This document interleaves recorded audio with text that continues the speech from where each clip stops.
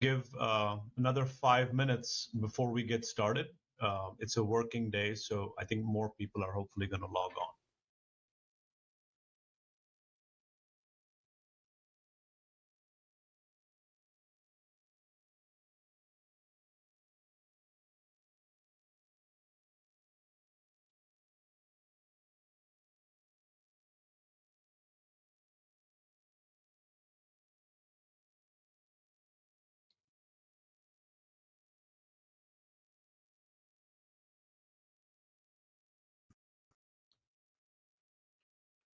Everybody will get started in a couple minutes. We're just giving some people some extra time to sign on. We appreciate you joining us.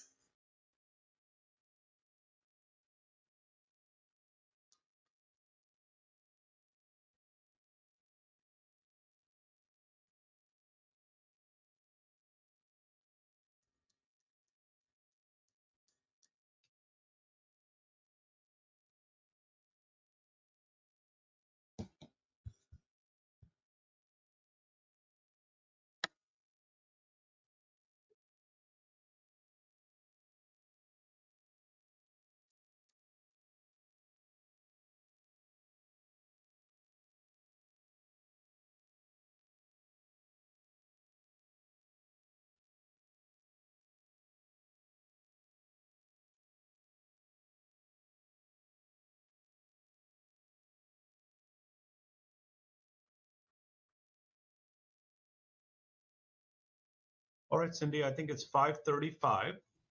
Yes. We can get started. Okay. Well, hello and welcome to the Encore Borland Groover education session that we do as community outreach. Part of our mission is to educate the public. And our focus is gastroenterology, and we have currently with us the physician, Dr. Bharat Misra, who is a board certified gastroenterologist. He also is the medical director of Encore Borland Groover Clinical Research. If you have further information you wanted to look at studies and other things we're doing, please visit us at ebgcr.com. Also, you can find us on the Borland Groover website. My name is Cynthia Buda, and I'm the nurse director of the research department. And we will go ahead and turn it over to Dr. Misra. And if you have questions, you can put them in the chat, but we'd like to save them to the end so we can move through the presentation. And I hope that you'll find this educational. All right, thank you, Cindy. Welcome, everybody. Today, I'm going to talk about a very common disease that all primary care physicians and gastroenterologists see in their practice. The medical name for this disease is GERD. And at the end, we'll focus a little bit on a type of GERD called NERD. So to start with, we have to understand, why does GERD happen in the first place? To understand that, you have to understand a very important structure that you cannot see. This is the sphincter at the lower end of your swallowing tube called the esophagus. This is a very complex sphincter. It is made up of layers of circular muscle, nerves, hormones that supply it, and along with the diaphragm, it constitutes what we call an anti-reflux barrier. So the main problem in GERD is that this valve becomes weak, and this allows acid to go from the stomach, where it does not cause any damage, into the esophagus and other structures where it causes damage. Unfortunately, other than surgery, we do not have any other way of strengthening this anti-reflux barrier. So the treatment for GERD is focused on lowering the acid in the stomach. You have to know that the amount of acid that patients with GERD produce is the same as normal people, but it just lands in the wrong place. Hence, we suppress that acid to relieve the symptoms. This is a picture of the two sphincters, one in the upper part of the esophagus and one in the lower part of the esophagus. The main problem is, in most patients, the sphincter looks visually normal. It just relaxes inappropriately. The medical term for this is transient, inappropriate relaxation of the LES. That is the main problem in the vast majority of patients with GERD.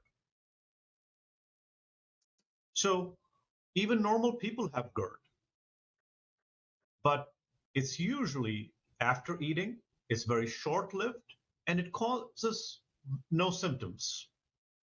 On the other hand, if the acid in the esophagus is more severe, occurs at night, is prolonged, it can cause symptoms and it can damage the esophagus. That is abnormal or pathological GERD. There are two types of acid reflux. The first type is called erosive esophagitis. This is where there is actual physical damage to the lining of the esophagus. The second type is where the esophagus visually looks normal, but patients have significant symptoms, and that is called non-erosive reflux disease, or NERD. NERD is much more common than GERD. It's about 2/3, and it's actually, interestingly, much more harder to treat than GERD. So what are the symptoms of GERD? Well, first thing is that the prevalence of GERD is actually increasing. We don't really know why, maybe because of medications like calcium channel blockers, weight gain, changes in the composition of our diet. But somewhere about 20% of people in the West have GERD. So it's a very common problem. The two main symptoms of GERD are heartburn, which my patients describe as a burning discomfort right behind their breastbone in front of their chest. And the second symptom is regurgitation. Patients complain of acid or bile that comes all the way back into their throat. In addition to these two symptoms, GERD can present as trouble swallowing, which is called dysphagia, as chest pain, as water brash, where a large amount of saliva comes into your mouth, but you don't actually have heartburn. So that's a symptom of GERD. A constant sense of something stuck in the throat. The medical name for that is globus, and nausea. GERD can affect the parts outside the esophagus or above the esophagus, and there GERD can cause chronic cough, hoarseness, wheezing, aspiration into the lungs, and sometimes even damage to the back of the teeth. Medically speaking, we consider GERD that happens more than 2 times a week as significant. So if you have heartburn once a week and it doesn't bother you much, you really don't have GERD. The medical definition is 2 and more than 2 times a week. So why should GERD be treated? Well, not only does it bother you, but it can also lead to complications. The prolonged acid in the esophagus can lead to actual damage to the lining of the esophagus, called erosive esophagitis. It can then lead to scarring of the esophagus, which is called a stricture. It can lead to a precancerous change in the lining of the esophagus, called Barrett's esophagus, or it can sometimes lead to cancer of the esophagus, called adenocarcinoma. And the incidence of GERD is increasing, the incidence of Barrett's is increasing, the incidence of cancer of the esophagus is increasing. It can also cause damage to the larynx. It can cause repeated flares of asthma. In older patients, it can present as repeated episodes of pneumonia. And very rarely, it can actually cause a narrowing of the voice box and the trachea. This is just a figure which shows you what Barrett's esophagus looks like, what cancer of the esophagus looks like, and how there is a sequence of events from reflux to a change in the lining to early cancer to advanced cancer. This is another pictograph which shows you the progression from a normal esophagus all the way to cancer of the esophagus. These are endoscopic pictures of the lower end of the esophagus. So how do we diagnose GERD? The diagnosis of GERD is based on symptoms and response to treatment. So patients come to see me and they say they have heartburn or regurgitation or one of the other symptoms. We get more information about their diet, medications, and then once we make a clinical diagnosis of GERD, we treat them with medications, and if they respond, they have GERD. And for most people, that is where we stop. The most useful test for GERD is a test called upper endoscopy, or EGD, where we take a very fine fiber optic camera and look at the entire upper GI tract. A barium X-ray is not very useful in the evaluation of GERD. So remember, 10 to 20% of the population has GERD. You can't scope all of them. It is cost prohibitive. So there are two groups of people who require an endoscopy. The first group is the group that has so-called alarm or danger symptoms.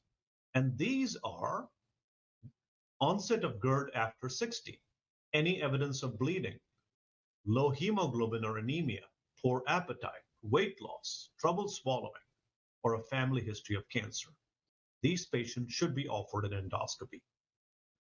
There is another group that requires an endoscopy. This is the group that is high risk for Barrett's esophagus. As you remember, Barrett's is a precancerous change of the lining of the esophagus caused by prolonged reflux. So who gets Barrett's? Well, people who have GERD for more than 5 years, age above 50, white men, obesity, smokers, and those who have a family history of Barrett's or cancer of the esophagus. So these are the two groups that usually get an upper endoscopy. An upper endoscopy is a very useful test. There is evidence that a single upper endoscopy rules out Barrett's esophagus for a lifetime. In other words, if you have a normal endoscopy, you're very unlikely to get Barrett's or cancer in the long run. We can do biopsies at the time of the endoscopy for other diseases that can mimic acid reflux. If you have a narrowing, it can be dilated. And then if you have inflammation, it can be staged. And when you get your report, you'll see that there are two staging systems that we use for people who have damage to the esophagus. One is the LA classification, the other is the Savory classification. They basically go from mild to severe inflammation. There are two new tests that everybody should be aware of. The first one is called Bravo. This is a test where we attach a probe to the lower esophagus. We let you go home, and then you have to wear a monitor for 2 days. And what it does is it measures acid every minute for about 2 days. And then the computer generates an image, which is reviewed by the doctor. And this is considered the gold standard test for reflux. We do this when somebody has very unusual symptoms, when symptoms don't respond to medications, or before surgery. The second test is called esophageal manometry. This is a test where we pass a very fancy fine probe, and it actually measures how the esophagus moves. It's used in patients who have trouble swallowing, who have chest pain, to rule out reflux of bile and before surgery. So how do we treat reflux? The first line of treatment is what we call lifestyle modifications. These are hard to do, but they are rewarding. And the three most effective are weight loss, elevation of the head of the bed using a 6-inch block, or avoid lying down for 2 to 3 hours after meals. If you do these three, then you get the most benefit in terms of relief of symptoms.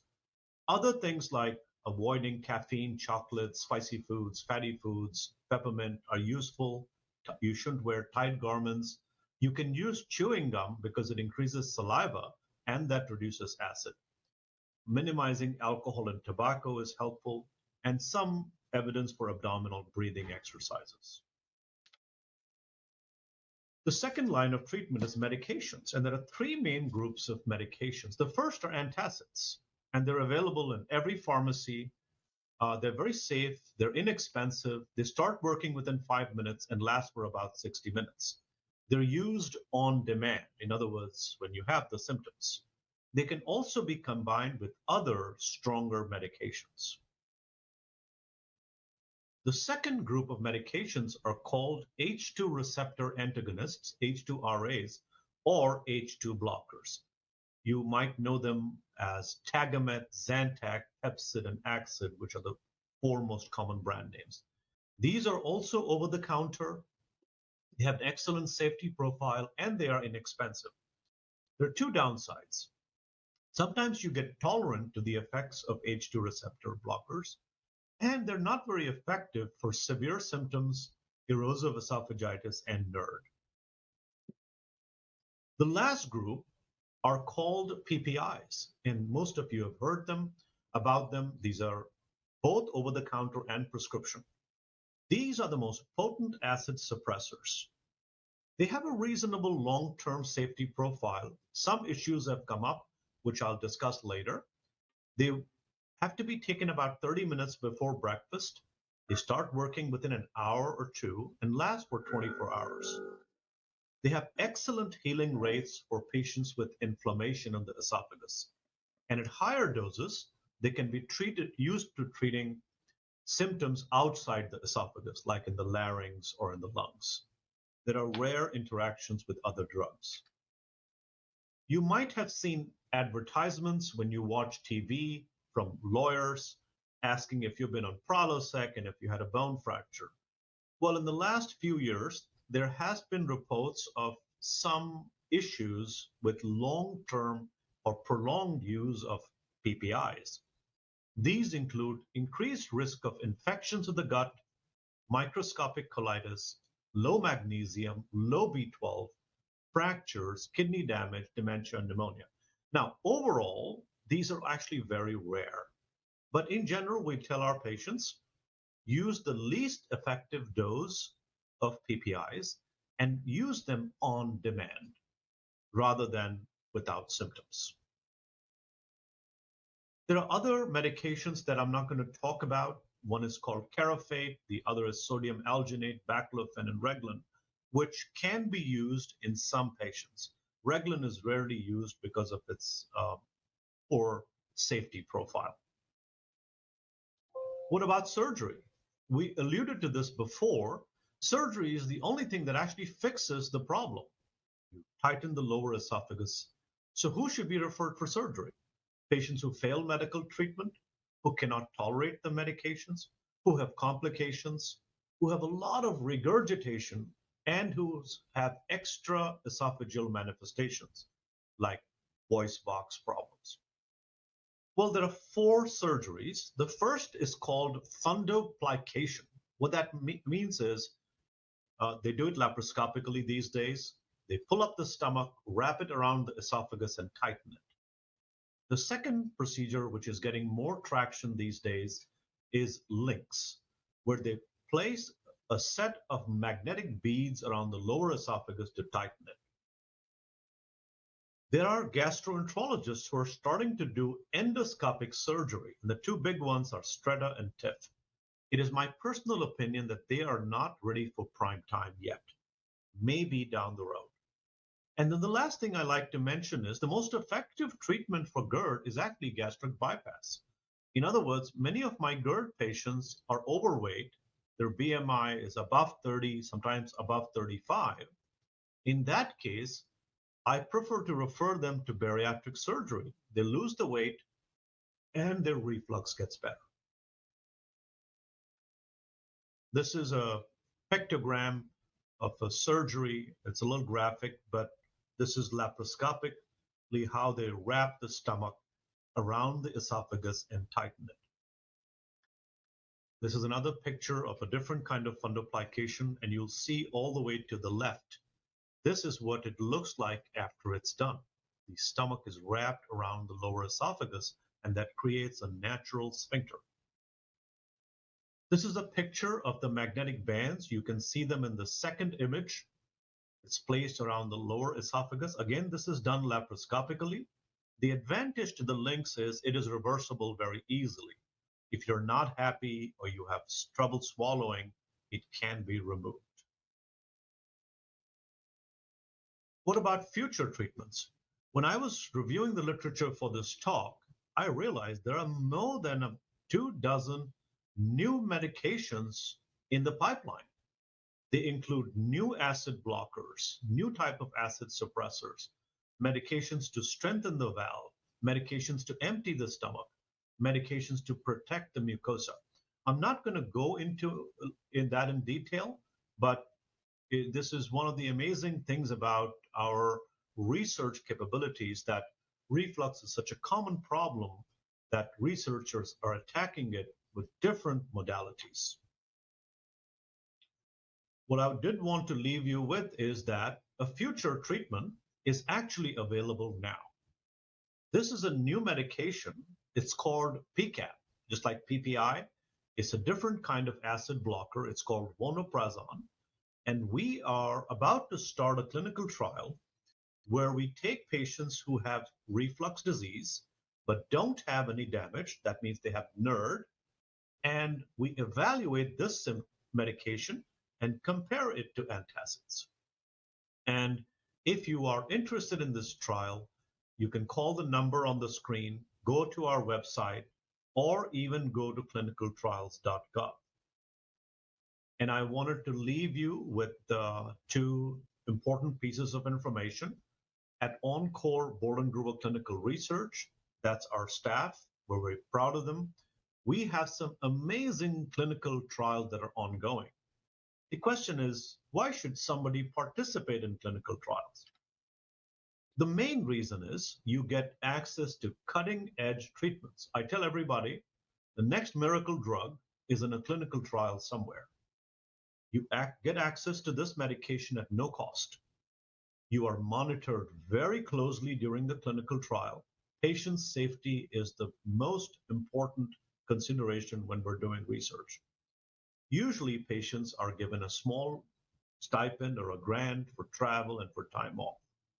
So if you are interested in participating in this trial or just want to learn more about clinical trials, go to our website, ebgcr.com, and you'll get a lot of information. So with that, I'd like to conclude my talk. And if you have any questions, feel free to send it through chat or through a text message, and I'd be happy to answer any questions. And thank you for spending your evening with us.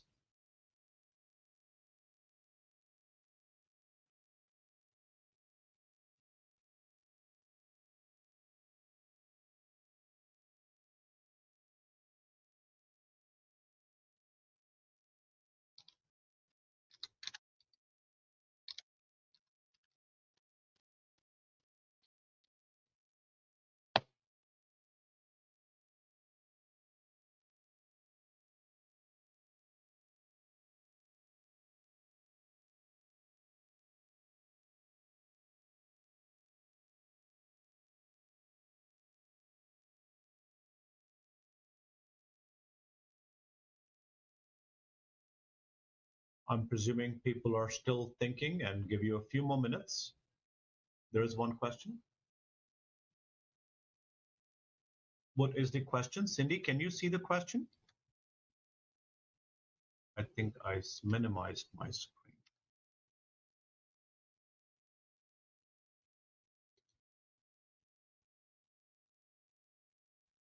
Okay.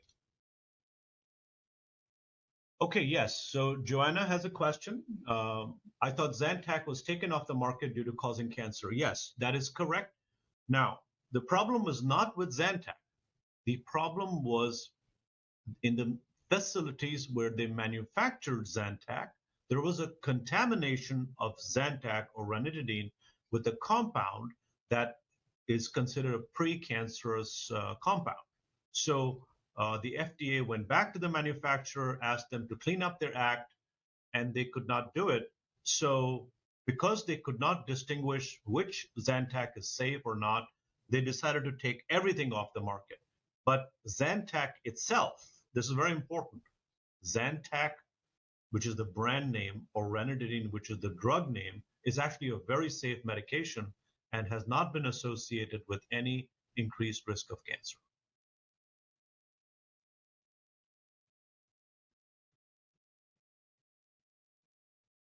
Yeah, so in the United States, you can't get Zantac or ranitidine. I believe that the withdrawal was complete. And so if you like Zantac and it helps your symptoms, we have two additional medications. The first one is called Pepcid or famotidine. The other one is called Tagamet or cimetidine. They're in the same class of medications. They work the same way. They're just as safe. Between the two, I like Pepcid or famotidine a little bit better because there's less drug-drug interactions.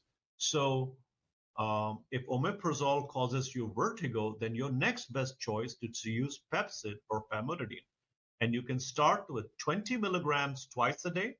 And if that doesn't help you, you can go to 40 milligrams twice a day. The 40 milligrams requires a prescription, but I'm sure your gastroenterologist or primary care physician can give that to you. The other option for you is to try a different PPI. Yeah, Dr. Patel is very good. So you can discuss this with him. So you have two options. You can go to Pepcid or famotidine, or you can use one of the other 5 PPIs that you haven't tried. Sometimes you have side effects with one PPI, but not with the other. And 2 of them are over the counter.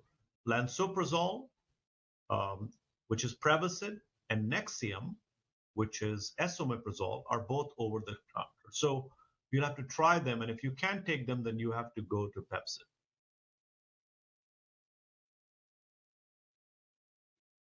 All right. Any other questions? No, thank you, Joanna. All right, I think that's all the questions we have, and this brings us to an end of the session. Thank you, everybody, and take care.